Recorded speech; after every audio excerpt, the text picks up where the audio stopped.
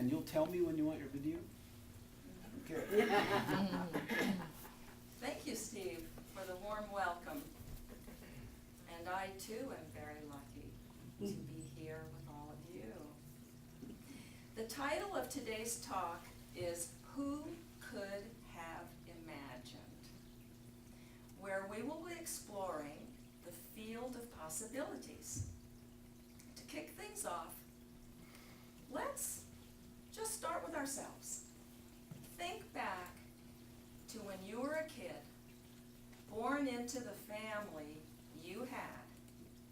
Could you ever have imagined that you'd be here today, sitting in those seats in this wonderful center called Circle's Edge, amongst people of like mind who want to think of the possibilities of all that is? I know for myself, I could never have imagined it. How many of you can say the same? Raise your hand. Yeah, most of us. And for those of you who didn't raise your hands, you were lucky. In any case, we're still lucky though, because we found our way here to this teaching. And being here, we're following the New Thought principles that offer the opportunity to create a well-deserved, happy life. Not only for ourselves, but for everyone and everything around us. Because by osmosis, your energy greatly impacts everyone and everything. We all can agree to that. One of the most poignant stories of what is possible revolves around the founding of Unity Church in the late 1800s.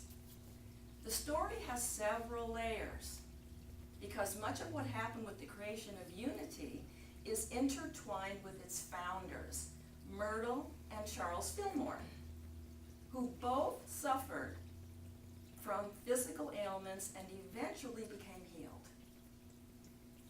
Myrtle, as a child, became ill with tuberculosis and spent many years believing that she was incurably weak and sickly and struggled with this well into adulthood. And as the story goes, even though Charles and Myrtle were both born in the Midwest, they met in the state of Texas, where they both had jobs at the time. Charles was incredibly intuitive, and when he met Myrtle, he was told by his intuition that she was the one. But there's an interesting twist.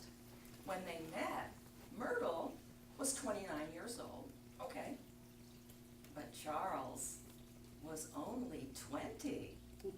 Now we're talking about the mid-1870s, but this type of thing, this age difference thing, was a bit unusual. But you're going to find out, Myrtle and Charles weren't your ordinary folk, not at all. After waiting a number of years, they did eventually get married, and Myrtle was 35, and Charles had kind of grown up a little, and he was now 26, 35, 26. In the early years of their marriage, they moved around a lot, but also started a family while they were living in the state of Colorado. And one day, Charles was guided by a dream. And not unusual, because Charles had prolific dreams. And in the dream, Charles was told that the Fillmore family should move to Kansas City, Missouri. But instead of listening, he ignored the dream. Then, a couple of years later, he had another dream that said, "Remember we told you were supposed to move to Kansas City?" To which he replied, "Yeah, I do remember." So at this time, when he had the second dream, he and Myrtle had 2 kids, both boys. And this was just 3 years after they had gotten married. So at this point, the family seemed a little bit more settled in the sense that there was a unit. And he said to himself, you know, I think it's time. Let's pick up and let's move from Colorado to Missouri. So after getting to Kansas City, Myrtle becomes even more ill with the tuberculosis, which leads her to think that nothing could be done. because of her longtime history of being sick since childhood. And understandably, the whole situation felt very distressing. Now, fast forward 2 years after they arrived in Kansas City. Myrtle is now 41 years old. Both she and Charles attend a lecture by a metaphysician named E.B. Weeks. And at the lecture, Myrtle learned of her innate potential for divine healing through affirmative prayer. And with this newfound revelation, she began affirming over and over to herself, I am a child of God. Therefore, I do not inherit sickness. And she's famous for this quote. Many years later, Charles wrote in a memoir that Myrtle's healing began instantaneously, and that about a year later, she was in such good health that she began healing her neighbors with whatever ailments they had.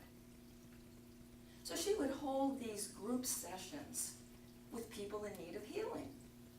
And out of this effort arose the creation of silent unity. Anyone familiar with silent unity? Okay. 24-hour 800 number hotline available to anyone around the world, where you call and talk to a volunteer requesting affirmative prayer about your situation. And just like here at Centers for Spiritual Living, it doesn't have to be physical issues. It could be anything that you're concerned about. Anything.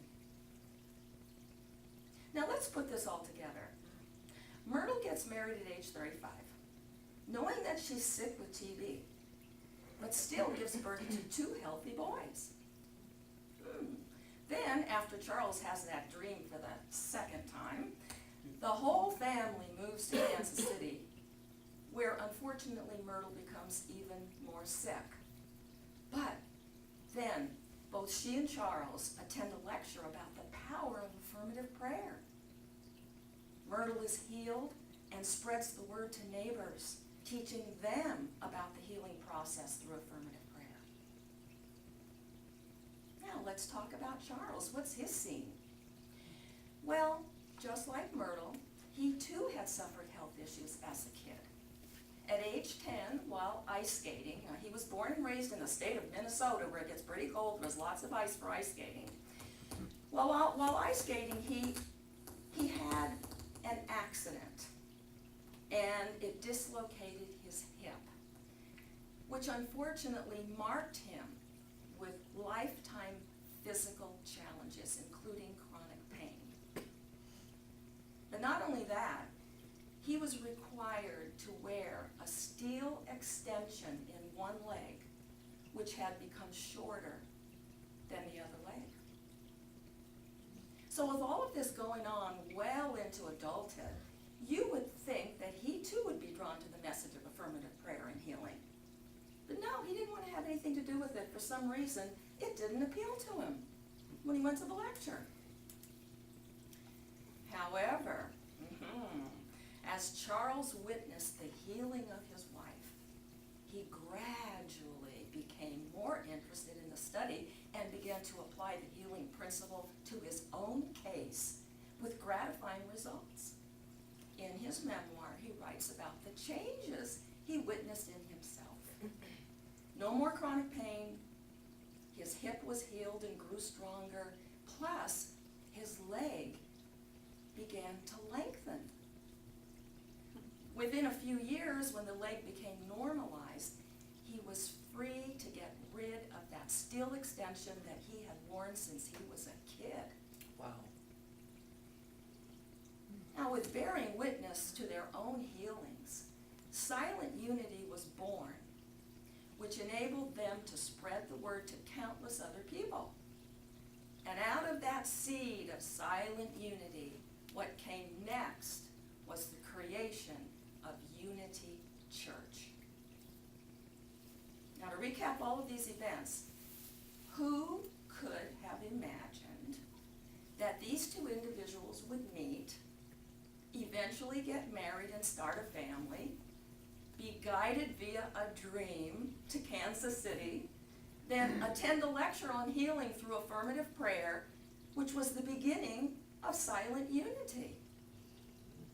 And just 3 years after that, Unity Church was founded in 1889. But there's more. You thought you heard it all? Wait to hear this one. In that same year when Unity was founded, Myrtle gave birth to a third healthy baby boy when she was 44 years old. Who could have imagined? Pretty remarkable. So what can we take away from all of this? Well, certainly we are reminded about what is possible, which in some spiritual circles is referred to as the field of possibilities. Deepak Chopra talked about this in his book, The 7 Spiritual Laws of Success. We have it copied right in the meditation room if you want to pick it up sometime. One of the spiritual laws that he discusses in chapter 1 is the law of pure potentiality. Deepak Chopra says, quote, "The source of all creation is pure consciousness, pure potentiality, seeking expression from the unmanifest to the manifest. And when we realize that our true self is one of pure potentiality, we align with the power that manifests everything in the universe." End quote. Now these words are powerful because they remind us of the cornerstone of new thought, that we are responsible for creating our own reality, also referred to as the law of mind action or the law of attraction. What we think is what we attract. For the month of April, Centers for Spiritual Living has adopted the theme of diversity. And when we combine this theme of diversity with the message of our lesson today, of living in your field of possibilities, it brings to mind Martin Luther King Jr.'s famous "I Have a Dream" speech, delivered in August of 1963. Seems like yesterday. He says, quote, "I have a dream that my 4 little children will one day live in a nation where they will not be judged by the color of their skin, but by the content of their character." And he goes on to say, "I have a dream that one day little black boys and black girls will be able to join hands with little white boys and white girls as sisters and brothers." End quote. Even though there are still problems around the globe regarding diversity, there is little doubt about how much good has shown up since Martin Luther King Jr. delivered his speech 56 years ago. Right now, we're going to watch a short video exemplifying exactly what I'm referring to. And there will be a part of the video where you're going to see a photograph of a basketball team. And I want you to notice the diversity. Meet teenager Jamarian from Boca Raton, Florida. This was a year ago, so now he's 15. God bless him.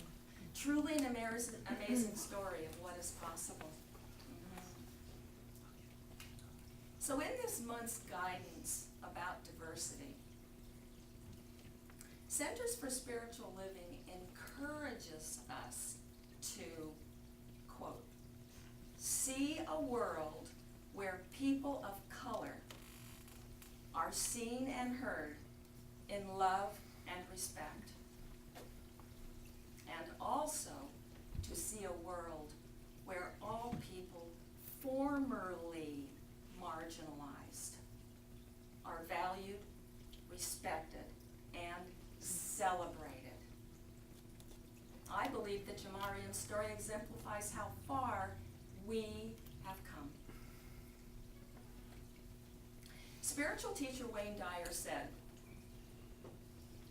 that when you change the way you look at things, the things you look at change. Jamarian's a great example of this. He decided to embrace the law of pure potentiality. And by realizing that his true self is one of pure potentiality, he manifested that which he desired. The kid is a new thoughter, wouldn't you say? Yeah. We all know how challenging it can be at times to remember this teaching. We forget about what's possible, largely because of our thoughts, both conscious and unconscious, that keep us from our good.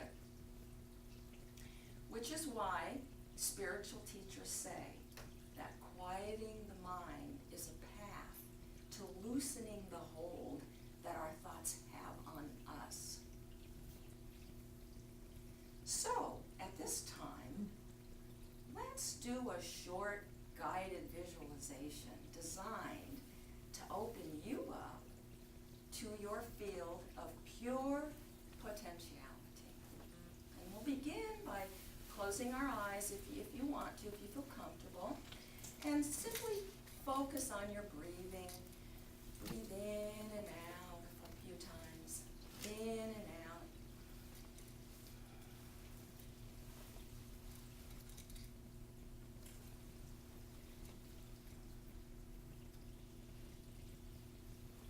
Now visualize in your mind's eye all the little lights of the universe,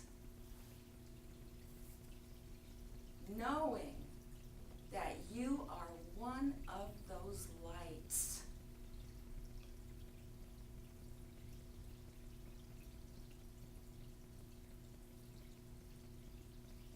And as you visualize the twinkling universe with you right there, bring this image to your heart and hold it and feel it.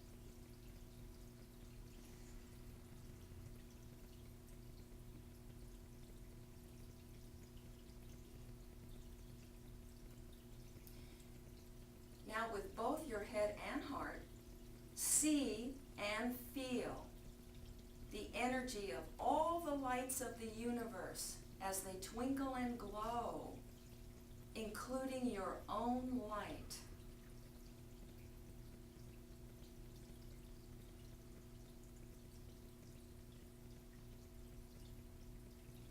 Feel connected to the now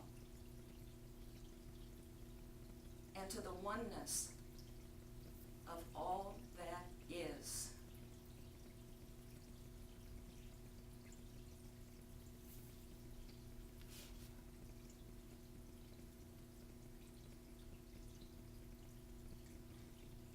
Now say quietly to yourself each one of these declarations.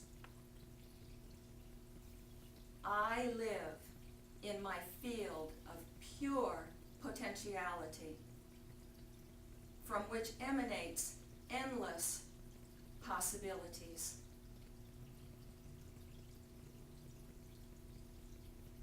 As part of the one voice of all that is, I recognize my God-given abundance. I know my perfect purpose in the moment.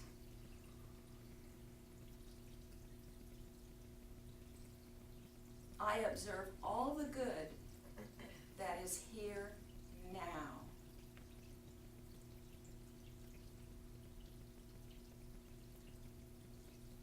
And as I bless myself and others, I sense the magnitude of the divine.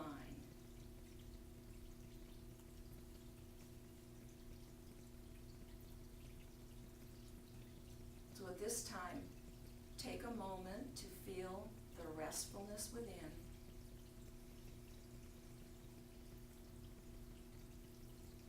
And when you're ready, open your eyes.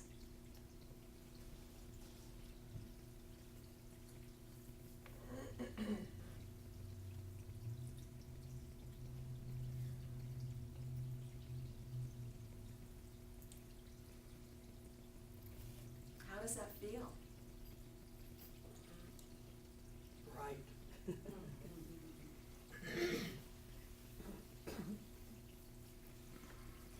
So in conclusion, what can we take from all of this? Basically, to remember that the field of possibilities is there for each and every one of us.